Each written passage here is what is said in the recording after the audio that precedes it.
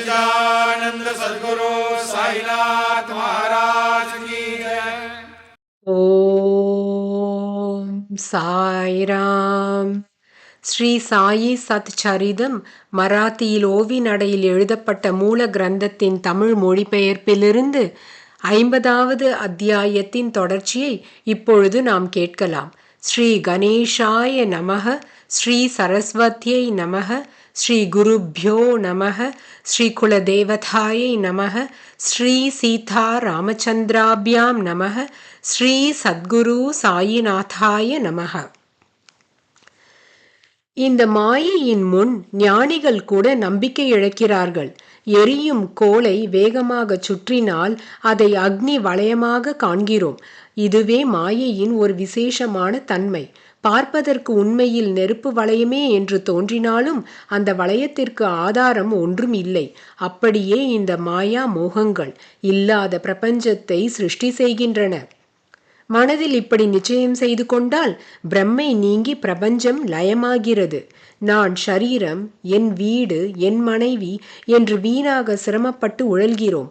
குழந்தைகள், பணம், பசு முதலியவை மேல் பிரேம பாசம் நன்றாக பின்னிக் கொண்டு போய் பண்டிதர்கள், ஞானிகள் என்று தங்களை சொல்லிக் கொள்பவர்கள் கூட கொஞ்சமாவது சுகம் பெற மாட்டார்கள்.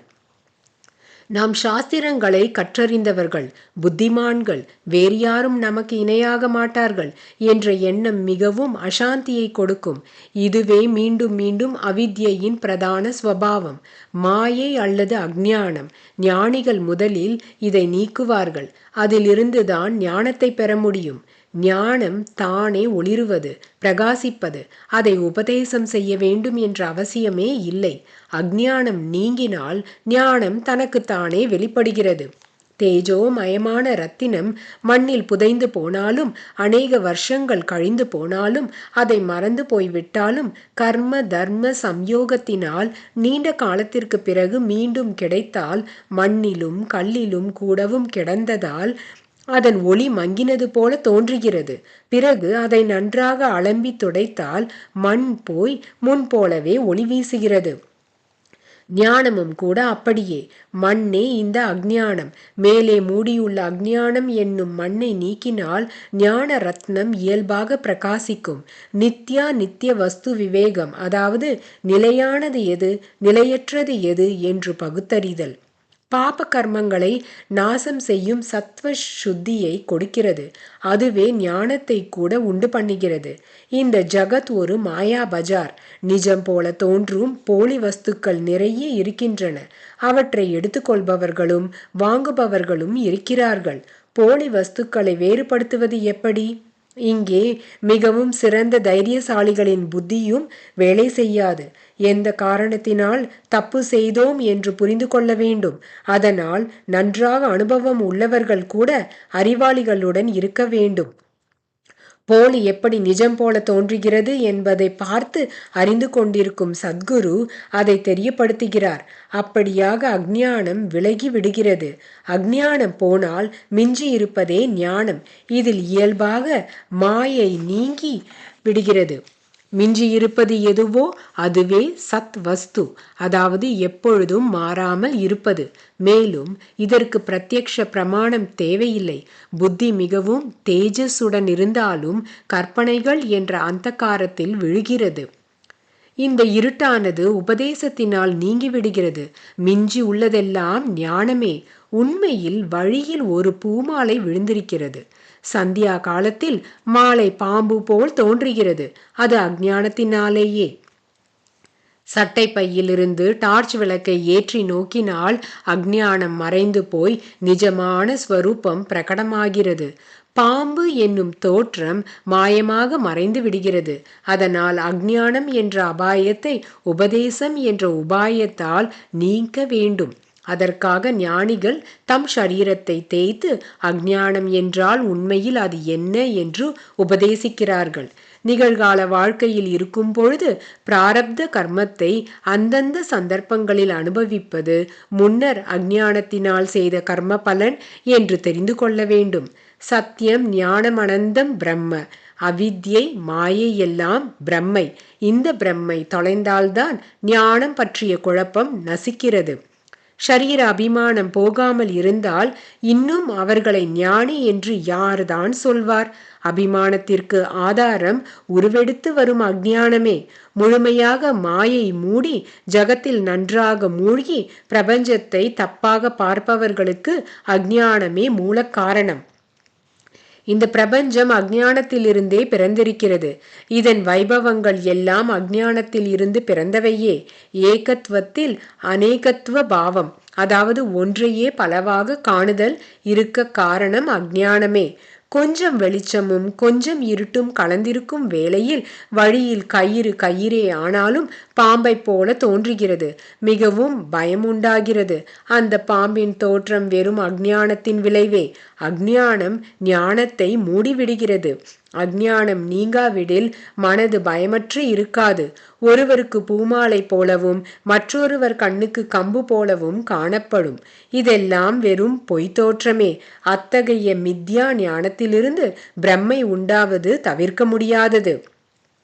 வேத சாஸ்திர வச்சனங்களை அனுசரித்து ஆஸ்திக்ய புத்தியுடன், அதாவது வேத வச்சனங்களில் நம்பிக்கை, கர்மவாதத்தில் நம்பிக்கை நடப்பவர்களே பிரம்ம ஞானத்திற்கு அதிகாரிகள். நாஸ்திகர்கள் ஜன்ம ஜன்மாந்திரங்களுக்கும் அந்த தகுதியை பெறமாட்டார்கள். விபரீதமான எதிர்மறையான நோக்குடன் பார்ப்பவர்களின் பிரம்மையின் காரணமாக இந்த சராச்சர விஸ்வம் விஸ்வரூபமாக, அதாவது பற்பல வடிவங்களாக காண்கிறது. அவர்களுக்கு கட்டாயமாக ஜனன மரணங்கள் தொடர்கின்றன. பிரம்ம தத்துவம் அஞ்ஞானிகளுக்கு மட்டுமே பிடிபடாததாக, அதாவது துர்கமமாக இருக்கிறது. தகுதி படைத்தவர்களுக்கு எளிதாக அதன் எல்லையை அடைய முடியும். இங்கே பிரம்மஞான விஷயத்தில் பிரவச்சனங்கள் அல்லது வேத பாண்டித்யம் உதவாது. கிரந்தங்களை படித்தறிந்து மேதையாக ஆனாலும் நன்றாக சிரவணம் செய்தாலும் பிரயோஜனம் இல்லை. சப்தங்களில் இருந்து சப்த ஜோடனைகளினால் புலனாகின்ற அர்த்தம் தெளிவடையுமே ஒழிய அதிலிருந்து ஆத்ம ஞானம் எப்படி உண்டாகும்? புத்தி மிகுந்த விவேகத்தை அடைந்து விட்டாலும் ஆத்ம வஸ்து அதற்கு அடங்கி அதன் பிடியில் இருக்காது. ஸ்ருதி பிரம்மத்திற்காக பரிதவிக்கிறது. ஆனால் அந்த பிரம்மத்தை காணாமல் பின் திரும்புகிறது. அதுவே சத்தியத்தின் விசேஷத்தன்மை. புத்தி ஒரு எல்லைக்கு மேல் போக முடியாது. ஷட் தர்ஷனங்கள் களைத்து போனாலும் அவை வெறும் வாதத்துடனேயே நின்று விடுகின்றன. ஆத்ம வஸ்து எங்கிருக்கிறதோ அங்கேயே இருக்கிறது. அதை பதங்கள், சப்தங்கள் ஒரு பொழுதும் விளக்குவதில்லை. பெரிய பெரிய சாஸ்திர சப்த பண்டிதர்கள் ஆத்மவஸ்து என்ற சூரியன் முன்னர் மின்மினி பூச்சி போல ஆகிறார்கள். ஒரு முறை ஆத்மா கிடைத்துவிட்டால் எல்லா சப்த ஜாலங்களும் மாயமாக மறைந்து விடுகின்றன. உலகில் இருட்டான ராத்திரி வேளையில் தீப ஒளியில் எல்லா வேலைகளும் நடக்கின்றன.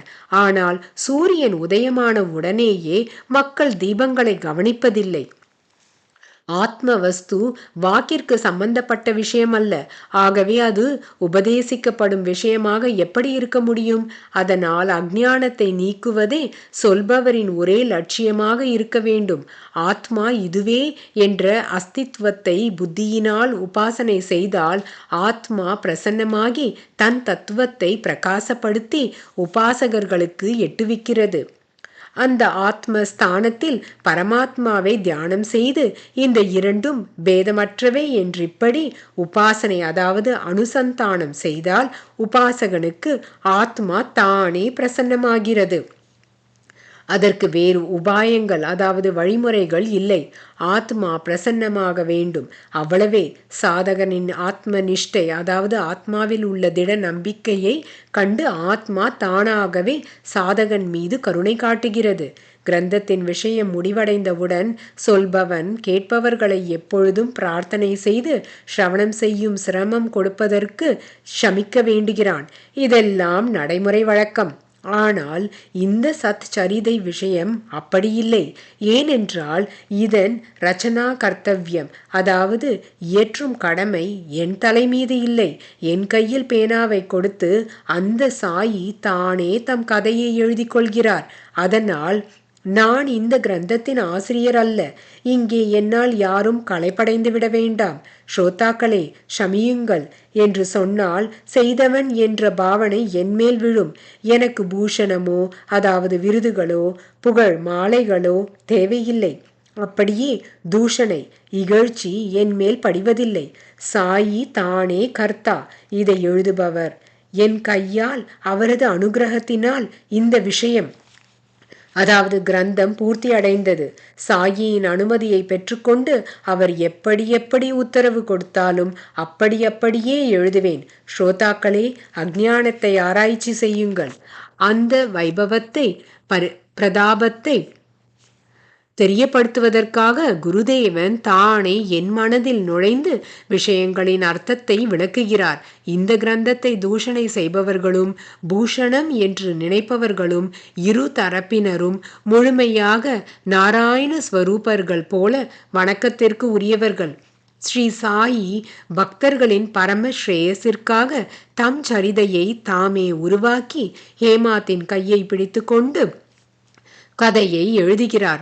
உலகோரை அனுகிரகிப்பதற்காகவும் குதர்க்கத்தின் துராகிரகத்தை, அதாவது தகுதியற்ற ஆசையை கண்டிப்பதற்காகவும் மற்றும் உலகை காக்கவும் சாயி மனித உடலை ஏற்றிருக்கிறார். அதனாலேயே ஹேமாத் அவரது சரணங்களில் அனன்யமாக, அதாவது மற்றொன்றும் வேண்டாமல் சாஷ்டாங்கமாக பிரணாமம் செய்து பிறகு ரசம் நிறைந்த கதைகளை ஸ்ரோதாக்கள் கட்டாயம் கேளுங்கள் என்று வேண்டிக் கொள்கிறான். ஸ்வஸ்தி ஸ்ரீ சாது சஜ்ஜனங்களால் பிரேரணை செய்யப்பட்ட பக்த ஹேமாத் பந்த் இயற்றிய ஸ்ரீ சாயி சமர்த்த சத் சரிதையில் அஞ்ஞானத்தை தூர தள்ளுதல் என்ற 50வது அத்தியாயம் சம்பூர்ணம். ஸ்ரீ சத்குரு சாயிநாதார்ப்பணமஸ்து. சுபம் உண்டாகட்டும். சாயி பக்தர்களை 50வது அத்தியாயம் இத்துடன் நிறைவு பெறுகிறது. 51வது அத்தியாயத்தை நாம் அடுத்த தொடரில் கேட்கலாம். சாயியை பணிக. அனைவருக்கும் சாந்தி நிலவட்டும். ஓம் சாய்ராம். श्री सच्चिदानंद सद्गुरु साईनाथ महाराज की जय।